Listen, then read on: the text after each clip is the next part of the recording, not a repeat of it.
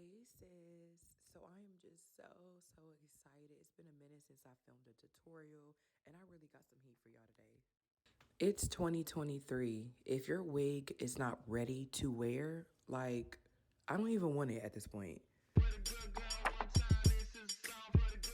So this tutorial today is going to help you as not a wig maker make a wig ready to wear. So you can just plop it on your head and then you're set, you're ready to go. You have a realistic hairline and everything. And just keep in mind, these are the only tools I really used during this whole entire tutorial. So yeah, check Amazon out, check Sally's out to get all these products. And I got little things, got everything I'm asking for, but you stop making a big deal out of the little thing. Let's get now, these are the star of the show, the tweezers, okay? So please pay close attention. The brand I have is Revlon. And just look at the tweezers. They are at an angle. There are several different ways how the tip of a tweezer could be. And this is the angle you need. Very, very angled. I don't know. This just works best for me. I don't know what it is. But yeah, so the first thing I do when I get my wig is use a wax stick and my holding spray and my hot comb to wax back anything that's like, I don't know, like just in my way. And I just make sure I use that hot comb to make sure it stays back.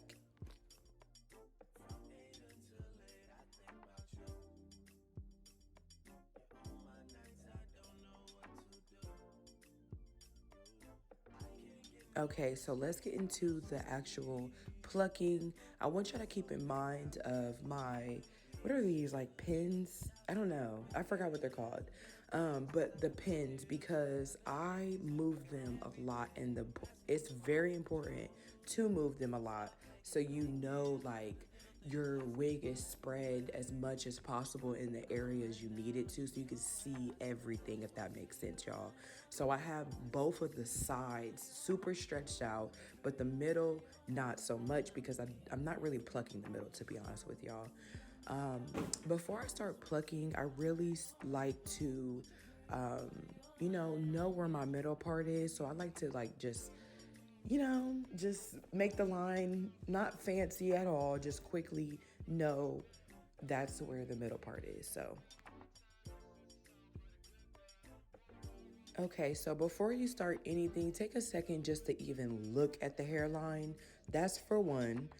It's a lot of scenarios when you get the wig. Everyone's different. Every wig is different.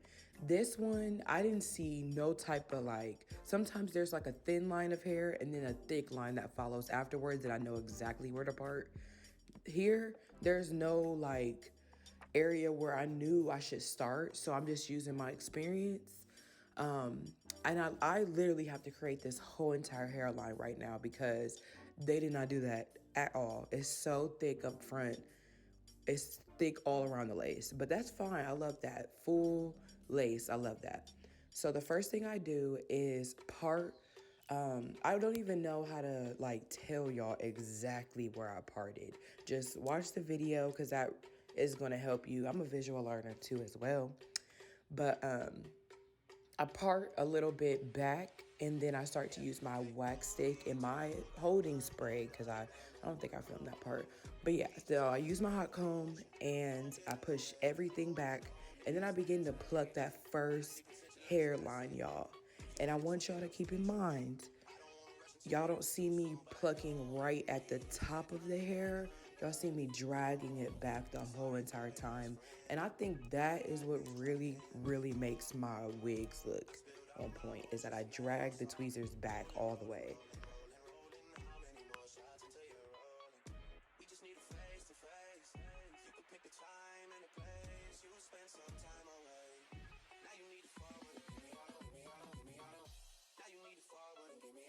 And y'all watch everything I do because I keep moving my hands over and over again, pushing the hair that I'm pulling out. I'm pushing it further and further, and then you'll start to see like a pile of hair on the left side of your screen start to pile up because I'm pushing it back, pushing it back. I think that's very important so you know what hair is actually missing. And just, I know it's a lot, always plucking, and then using your hot comb and always checking, but it's very, very important you keep checking your lace so you don't over pluck, y'all. Because if you pluck so much, especially in one area, you're going to over pluck. It's just bound to happen. As you can see, I'm adding a little bit more of the area that I pinned it away, so we can like just keep adding hair and blending it all together. And I think that's what really makes that hairline, is when you make it all flow together, and that's what makes it look the most natural. You see I start to like pick up the hair in a different way. I like to move it around in different angles to know I'm not creating any bald spots, any like, elsewhere. And yeah.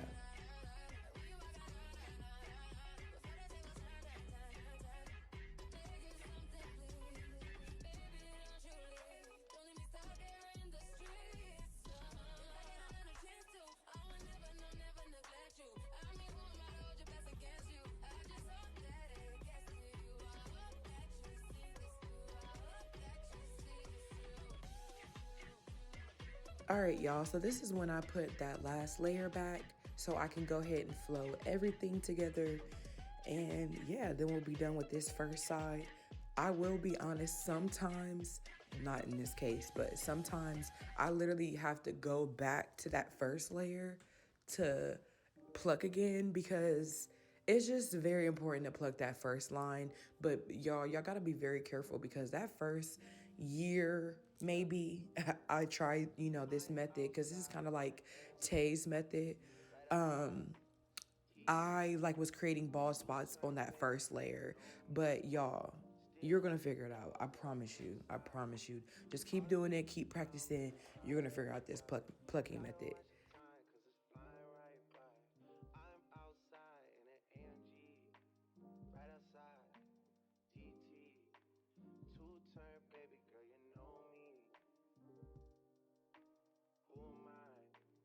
I know y'all can see it. Don't y'all see it? It's just already starting to look so much better.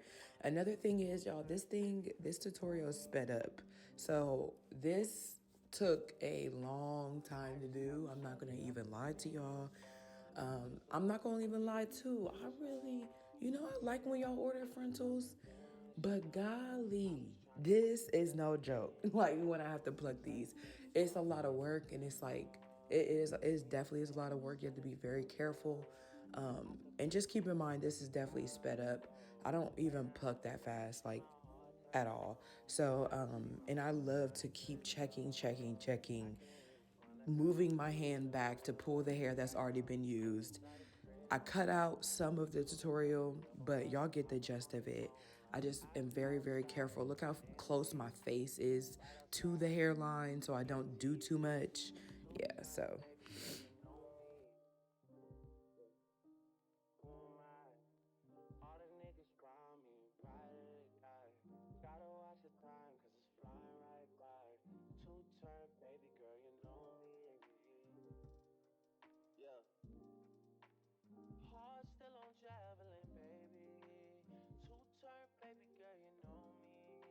Okay, so we already made tremendous progress compared to what the hairline used to look like, but there's this one spot that I definitely need to hit.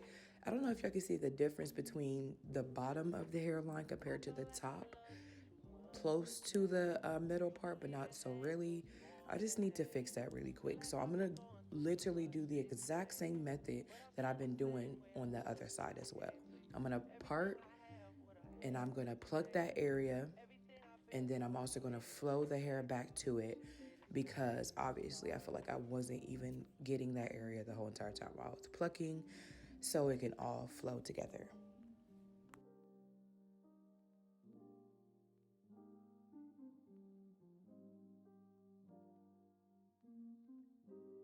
All right, and I really hope y'all didn't skip past this part, because I'm finna tell y'all some tea.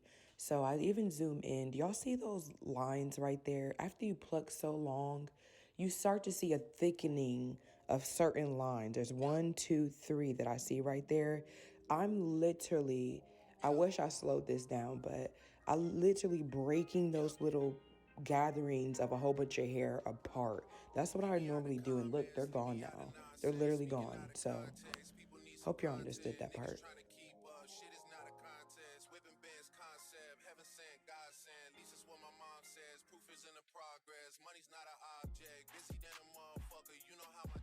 Now that hairline looks so good. Hold on, let me do a side by side.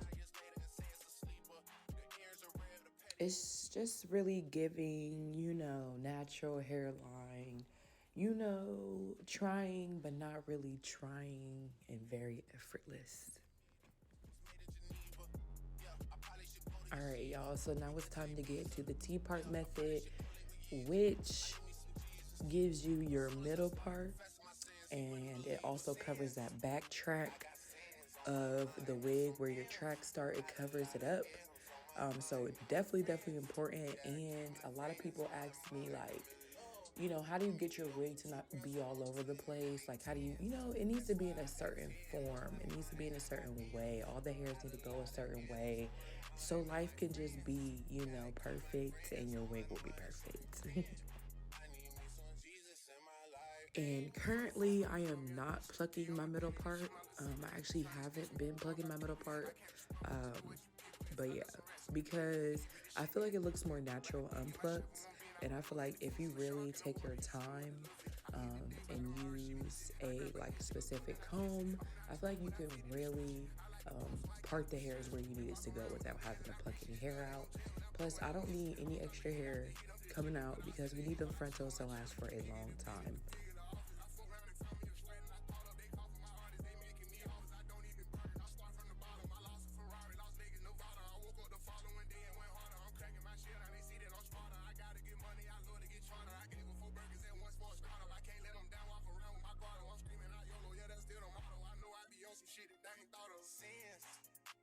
So I finished that middle part off of camera. It took a while, I ain't gonna lie. So there's the middle part, and there is the back of the wig. There is a track that starts right about there, and we're gonna cover the hair with the we're gonna cover the last track with the hair. Duh, Russell, why did I just say that? Okay, so as you can see, I'm literally just taking my comb and parting so we can go all the way across and over that last track so it can just look, good together, okay? So I did the same thing to the other side off of camera, and now we just need this back piece. I'm gonna make this very simple. We're gonna need this back piece to go down all the way. Be very flat as possible. Normally, I do take my pins and pin the back of my wig so it can be stretched out and it can absolutely get as flat as possible. But in this tutorial, I don't have it pinned all the way down. That's why you see a few humps and lumps and whatever. But either way, I try to get it as flat as possible.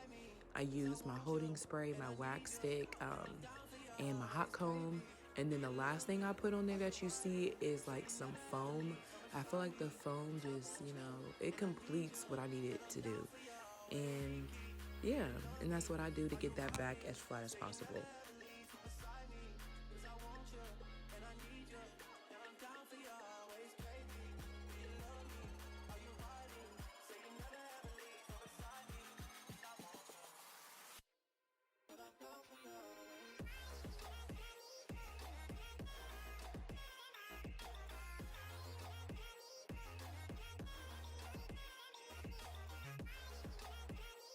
So after you finish that back piece, you literally are going to do the exact same thing to the sides of the wig.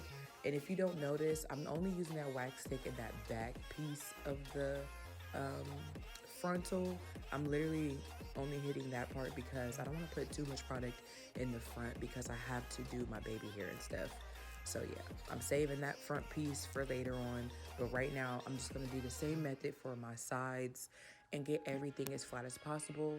And as you can see, this is why it's called the T-part method. You have two areas of the wig going to the side and then the rest of it going to the back. It just makes a T. I don't know.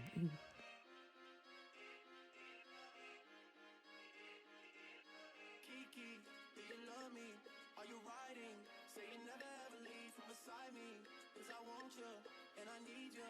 then I'm down for you always, KB. Do you love me? Are you riding? Say you never ever leave from beside me. Cause I want you, and I need you, then I'm down for you. Kiki, do you love me? Say you never Kiki. Do you love me always? Kiki, do you love me? Say you never Kiki. Do you love me always? Always, always, always, always, always, always. I'm down for you always, baby. Do you love me? But I'm down for you always. All right, y'all, it's the time y'all been waiting on, is the baby hair part. So I make sure I bring out a very thin layer of baby hair, just that first few lines of hair on your wig. Kind of want to make it, not like a little piece of hair, but you know what I mean, like long. Like y'all have to watch this because I'm a suck at teaching this part. But y'all, so we bring out a very thin piece of hair, and then we use. I think this helps a lot. So don't sleep on this and do this, y'all. Y'all have no choice. Y'all need to do this. Use your hot comb and just press out the baby hair real quick. It takes 2 seconds. I promise you. I think it really like helps my game out a lot to me, to be honest with you. Instead of just like expecting the hair just to lay down, I feel like the hot comb kind of like makes it lay down a little bit more. It helps you out a little bit. So after you pull out your baby hair, you want to pull back any hair that you know you're not using. I use like my wax stick, holding spray, and hot comb. Y'all know the routine. Y'all should know that. And yeah, and then we get into the baby hair.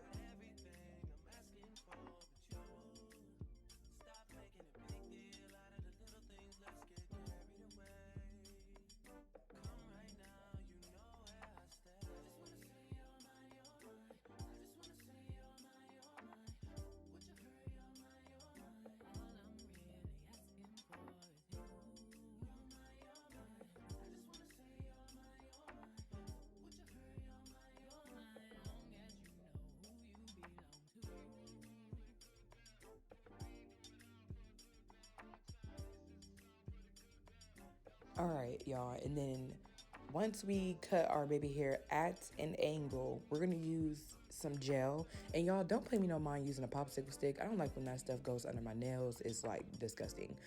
But then after that, I use some Nairobi after my gel. And then I just keep swooping, y'all. Look how the hairline already looks before we even swoop the hair. I feel like I'm just setting the baby hair up for success. Like, you can't mess this up. You can't. I set everything up perfectly. You cannot mess this up.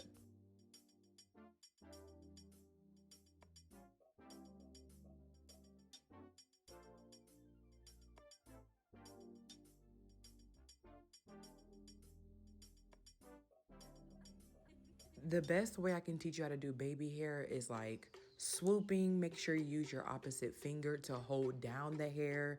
Keep guiding the hair over and over. Don't give up.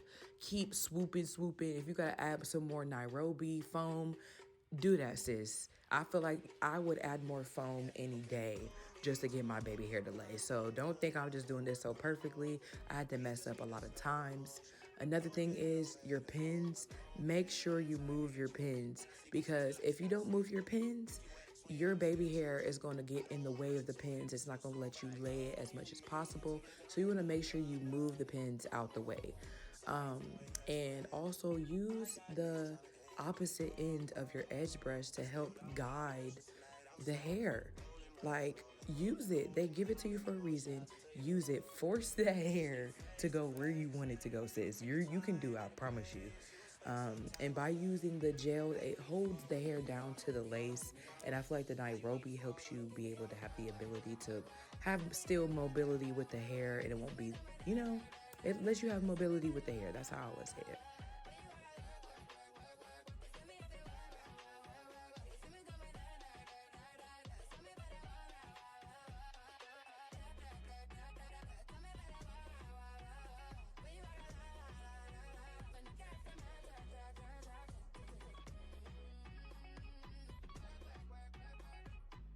Okay, so I'm finishing up the baby hair, and after I get to this point, I let the baby hair dry.